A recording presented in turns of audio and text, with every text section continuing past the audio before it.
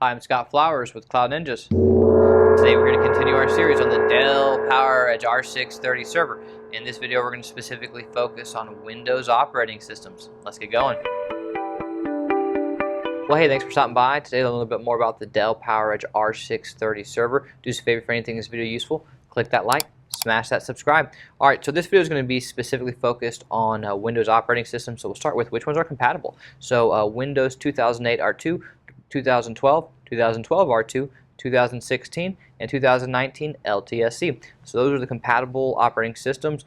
Yes, there's other operating systems outside of Windows that obviously you can use as well, but this video is specifically focused on Windows. So next what we're going to do is we're going to show you actually how to install Windows 2016, and we're going to do it two ways. We're going to do it locally onto the R630 itself, and then we're also going to make a virtual machine and install the OS onto the virtual machine. Let's get going. Hey guys, this is Ben with Cloud Ninjas, and today I will be showing you how to install Windows Server 2016. So I'm going to show you how to do this in two different ways. The first way is to install the OS directly onto the server, and the second way will be to create a virtual machine in VMware ESXi. Let's get going. Firstly, we are going to install Windows Server 2016 locally onto our machine. In order to get started, we will need our server with some type of storage option. This could be an external drive, a USB drive, a SAS or SATA drive plugged into the backplane.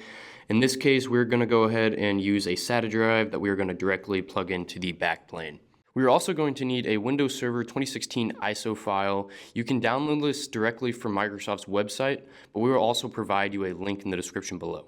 Another thing that is important to note is that you will need a Windows Server 2016 license key in order to have full functionality within the OS, but in order to do the installation itself, you only need the ISO file. This key is something you're going to need to purchase.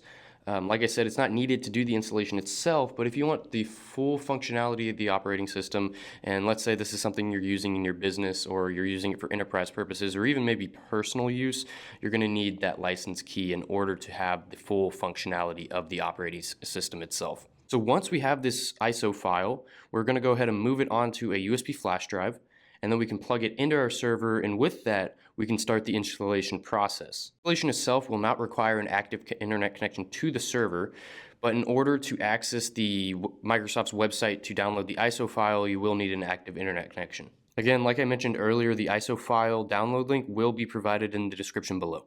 Firstly, you want to go ahead and power on your server, and then during post, press F11 so we can enter the boot manager. Once the boot manager loads, you want to go ahead and press one-shot UEFI boot menu. And in this menu, it'll show you where we have our USB drive installed. So we want to go ahead and click on the option representing the USB flash drive. In doing so, we'll automatically start the Windows 2016 installation. Installation loads is pretty straightforward. We just go ahead and follow the following steps. Firstly, we are going to pick a language, click next, and then install now. Next, we're going to pick the version of the operating system to install. We're going to go ahead and go with the desktop experience. You don't have to do this, but I do recommend researching the different options to see which one best fits your use case. I'm going to go ahead and click next after we've selected the version. Right here, we just want to accept the license terms. And then here, we got to pick the type of installation that we want. So we're going to do a custom install. If this is a fresh installation, you want to go ahead and do the custom install. But if you're upgrading from a previous version of Windows, go ahead and do the upgrade. Here, we're going to pick the drive that we want to install our OS onto. So now all of the Windows Server 2016 files are going to be copied onto our drive. So we're just going to go ahead and fast forward real quick while this installs.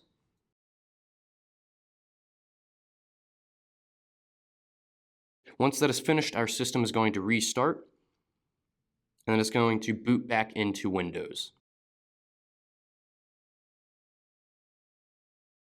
Right here, we want to create a password for our system. So this is the password you're going to use to actually log into the OS itself. So it's important that you memorize this password. This password can be anything that you want. And once we've created a password, go ahead and click Finish. All right, so once we get to this screen, press Control-Alt-Delete to unlock. And here we're going to go ahead and enter that password that we just created so we can go ahead and log into the operating system. And there we have it. We have successfully installed Windows Server 2016 locally onto our server. So now I'm going to show you how to create a Windows Server 2016 virtual machine through VMware ESXi. Before we get started, we want to make sure that we have VMware ESXi installed onto our server. If you don't know how to do this, refer back to our VMware installation video from earlier in this series. This will be a perfect video that will show you how to install it onto your server. And it will also show you how to create the IP address that we are going to use to access the VMware ESXi web interface. You're also going to need a laptop or a desktop that has a web browser installed, and this is what we're going to use to access the VMware ESXi web interface. So in order to get started, open up your web browser and then type in your VMware ESXi IP address, and this is how we're going to get to the web interface. You want to put in your login credentials, and once we've logged in, click on the Storage tab on the left side, and then click New Data Store. I'm going to click Next, and then we want to give our data store a name. This can be whatever you want it to be.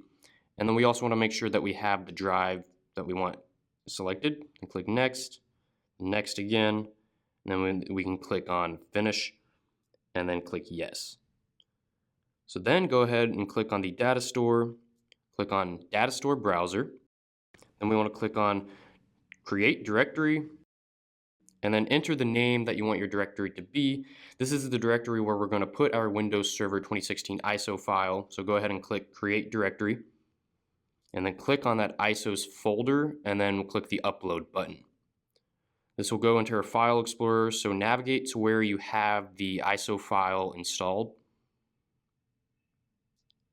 Click on that, and then click Open. And then this will take some time to upload, so we'll fast forward here. Once it's been uploaded, click Close.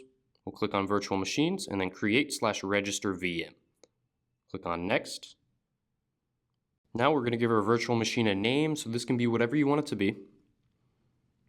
And once we've done that, click on the Guest OS family and select Windows.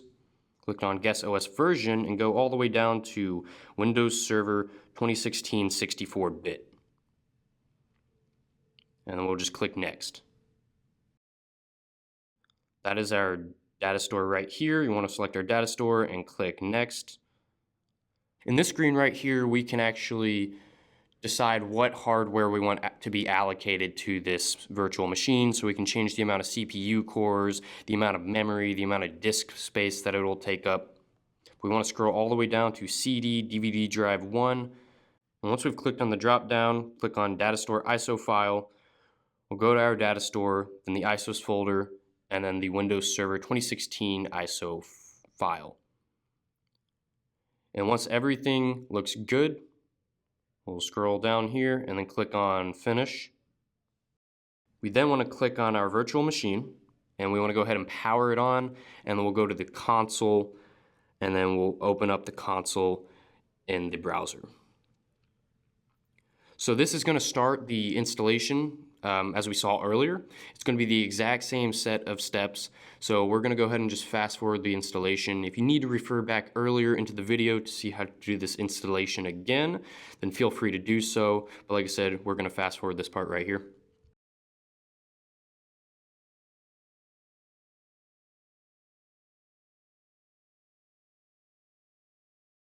And just like that, we have created the Windows Server 2016 virtual machine on VMware ESXi. If you found this video, go ahead, leave a like, smash that subscribe. And if you're interested in purchasing a custom configured server, whether it's Dell, HP, Supermicro, Cisco, we have plenty in stock. So go ahead and message us at sales@cloudninjas.com, sales@cloudninjas.com. Anyways, guys, take care.